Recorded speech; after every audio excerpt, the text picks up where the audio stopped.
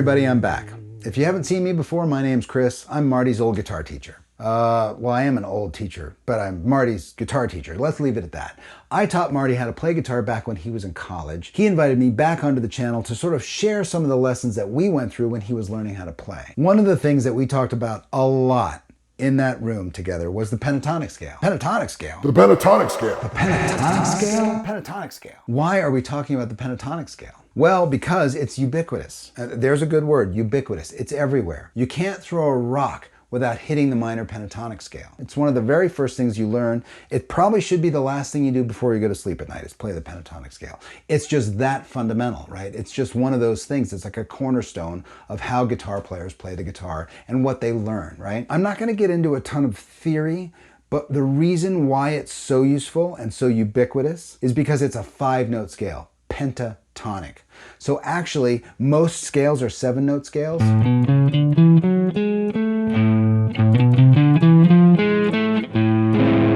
Even the weird ones, 7-note scales. The pentatonic scale leaves out a couple of notes, and those just happen to be the notes that change a lot in chord progressions or in key changes or in the modes, right? The pentatonic scale leaves those notes out, so it's always safe, and that's why we use it so often. Even I, and probably you, can get bored with this scale, right? We're just like, the pentatonic scale is boring because I play it all the time and it is driving me mad, right? The reason that happens is not because of the scale, right? When I get bored with the scale, it's not the scale's fault, it's my fault, right? Here's an example.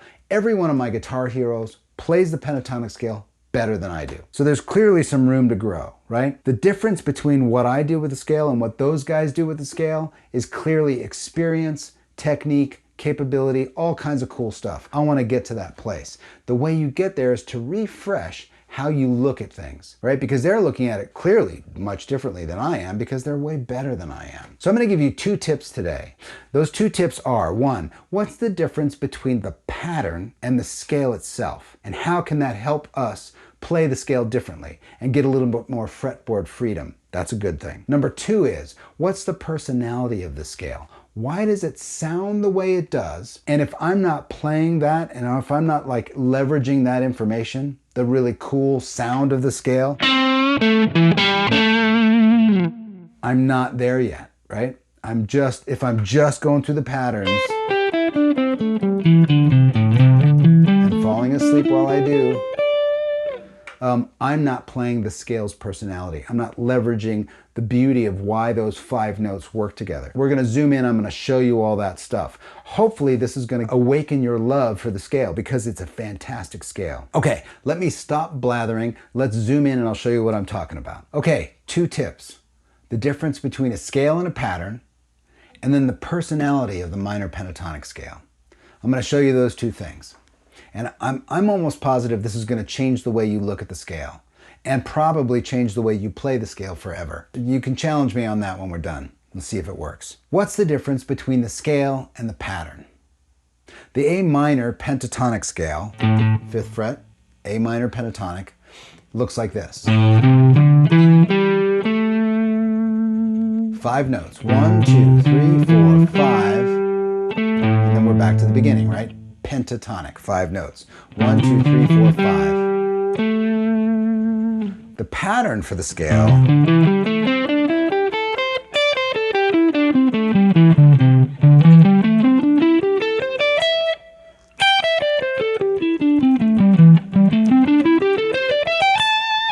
is the potential places that you can play those 5 notes, right?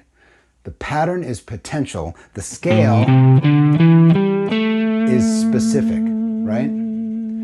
See the difference? Here I'm just playing a pattern.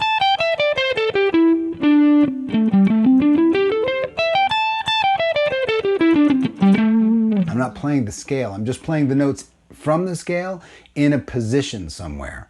So that's the difference. Now let me show you how that works. How do you focus on the scale and not the pattern? We're going to take this 1 octave.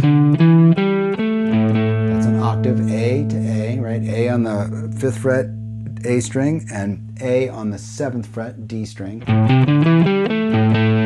That's 1 octave of the minor pentatonic scale. But instead of playing it like that, we're going to just make one quick little change, and that is in the last note, instead of playing the last note with our ring finger, we're going to slide up with our index like this. Now what we're going to do here is just play the scale again. Watch the B string, slide up. Now what just happened there? We're not playing patterns, we're playing the scale, and we're just repeating the scale on the starting note again. Slide up, right? Now do it here again, watch this. I've run out of strings. I'm just going to pause here for a moment. I know that if I had another string, the notes would be right here and right here, right?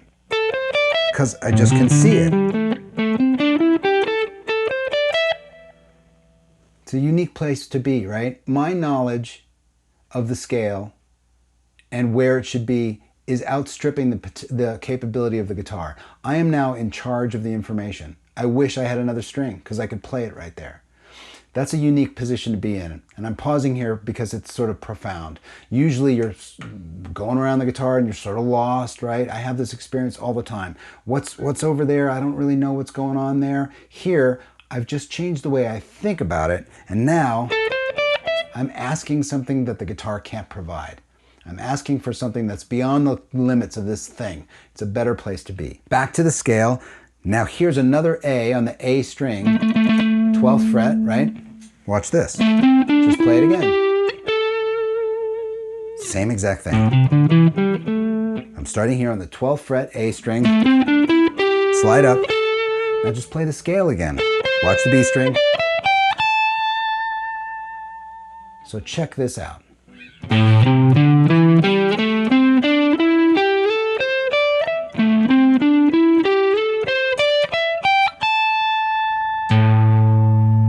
We've just played the pentatonic scale from the 5th fret on the low E string to the 17th fret on the high E string without ever thinking about a pattern, right? We've memorized the shape of the scale, right? But we've known that for a long time. We're taking a piece of information that we already know and we're leveraging that across the entire guitar. That is the difference between playing the scale and playing the pattern. Okay, now the next tip.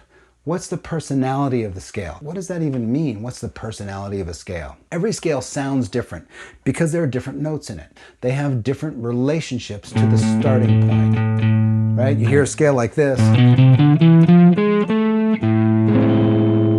That sounds different than a scale like this, right? They're different notes. These notes have a different relationship to the point that they start from. Those intervals, those distances between the notes make up the personality of the scale. The scale sounds a certain way because of that information. Now, the pentatonic scale, the 5-note minor pentatonic scale, has 3 notes that outline the scale's personality. And I'm going to show you what they are. And the other 2 notes, for now, are just filler. They're really basically just drive-bys. They get you to this other set of 3 notes. And those 3 notes are the root, the 2nd note in the scale, which is called the minor third, also call that the flat 3, the minor third. That relationship, the root to the minor third, is a big one. And then the other relationship, the other note, is the flat 7, which is the note that's right below the root, just before you finish the scale. And the relationship of that note to the root completes the sort of personality of the scale. So, root, flat 3, which is the 2nd note in the scale, and the flat 7, the note that's right below the root. So watch this. In the middle of this scale, right, the D and the G string, there's this little box. The frets on the D string are 5, 7, and frets on the G string are 5, 7. Right, that's the middle of that first position pattern. Inside that box is the root, the flat 3, and the flat 7.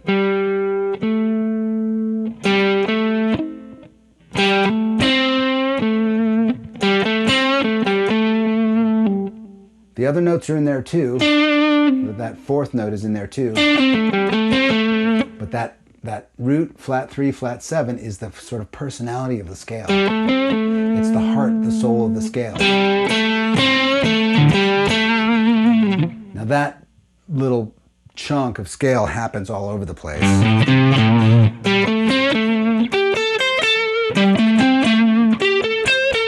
It's all over the neck, right? But it's those three notes from the 5-note pentatonic scale that outline the scale's personality.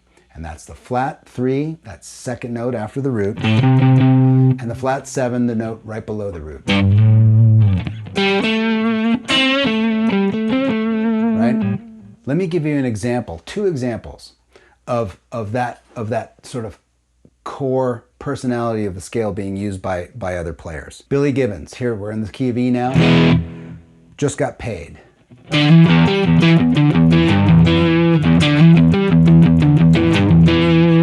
That's a great tune, right? Great riff. Flat 7 to 1, flat 3 to 1.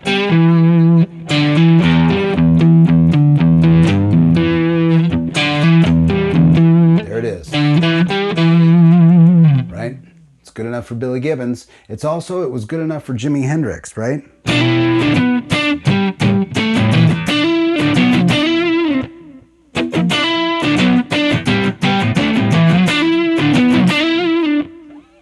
Flat 7 to root, flat 3 to root.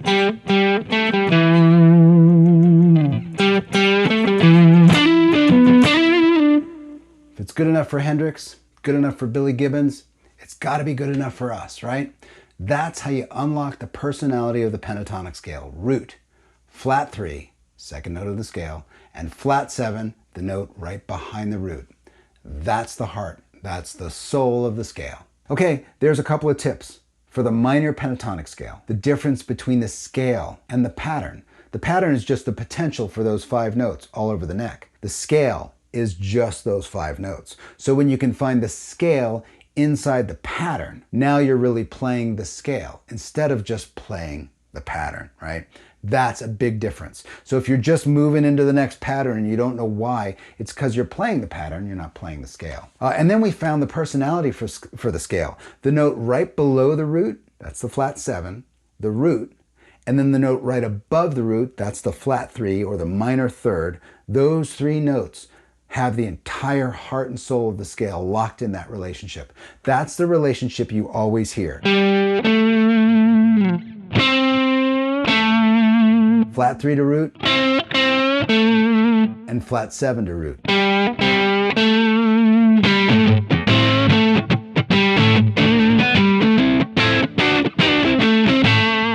It's just where the whole thing lives, right? So anyway, those 2 tips hopefully get you out of any sort of boredom you might have around the pentatonic scale, right? Get you to start phrasing and start making really good music with this scale. Okay, Marty, thanks so much for having me back. I really appreciate any opportunity I get to get in front of your crew. This is great, great honor. To everybody watching, I hope this piques your curiosity, gets you sort of a refreshed view of the scale, gets you phrasing better, and gets you sounding better to yourself. I hope this has been helpful, hope it's useful, and I'll see you next time.